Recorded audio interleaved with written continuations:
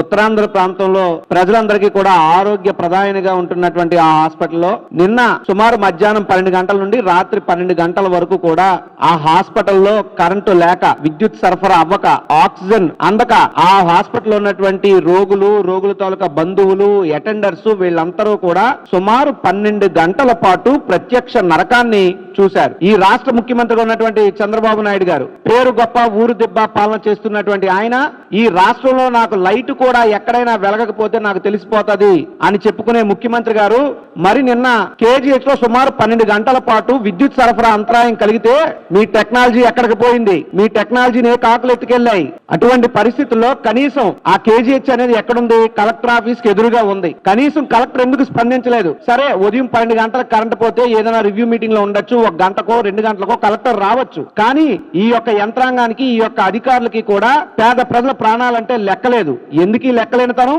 ఎందుకు నిర్లక్ష్యం అంటే పాలకుల్లో సీరియస్నెస్ ఉంటే అధికారుల్లో సీరియస్నెస్ ఉంటుంది. పాలకులు సీరియస్నెస్ లేదు కాబట్టి ఇప్పుడున్నటువంటి కూటమి ప్రభుత్వ పెద్దలకి పేద ప్రజల ప్రాణాలన్నా ఆరోగ్యం అన్నా లెక్క లేదు కాబట్టి, పేద ప్రజల మీద చులకన భావంతో వాళ్ళు ఉన్నారు కాబట్టి అధికారులు కూడా ఎవరూ స్పందించలేదు. సరే, 12 గంటలకు రాలేదు, 1 గంట లేదు, 5కు లేదు, కనీసం 6 గంటల కన్నా జిల్లా కలెక్టర్ ఎదురుగా ఉన్నటువంటి కేజీహెచ్ కి ఎందుకు రాలేదు? సరే, జిల్లా కలెక్టర్ గారు రాలేదు. Where is the joint collector? Where is RDO?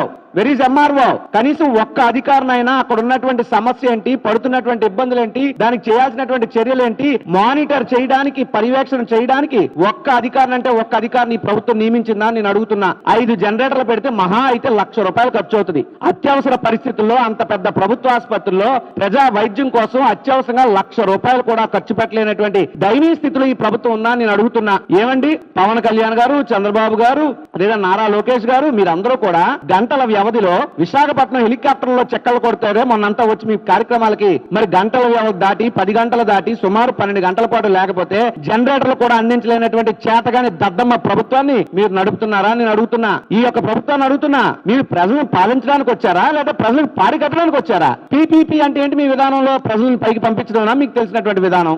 Agency ప్రాంతాల్లో గిరిజన బాలికలు పచ్చకామరులతో ఎంతమంది ఇబ్బంది పడ్డారు, ఎంతమంది ఆ వ్యాధిని పడ్డారు, ఎంతమంది చనిపోయారన్న కనీస నివేదిక కూడా సరిగ్గా ఈ ప్రభుత్వం దగ్గర లేదంటే ఈ రాష్ట్రంలో ఆరోగ్య శాఖ ఉందా, అనారోగ్య శాఖగా మారిపోయిందా నేను అడుగుతున్నా. ఈ రాష్ట్రానికి ఆరోగ్య శాఖ మంత్రి చెప్పుకుంటారు సత్యకుమార్ కాదు, అసత్య కుమార్. నోరిప్పితే అసత్యాలే మాట్లాడతారు. ఉత్తరాంధ్ర గుండెల మీద మీరు అంతా తంతున్నారు. నిన్న కాక మొన్న కాశీబొగ్గలో భక్తులు దర్శనానికి వెళ్ళి చచ్చిపోతే ఏమని మీరు మాట్లాడారు?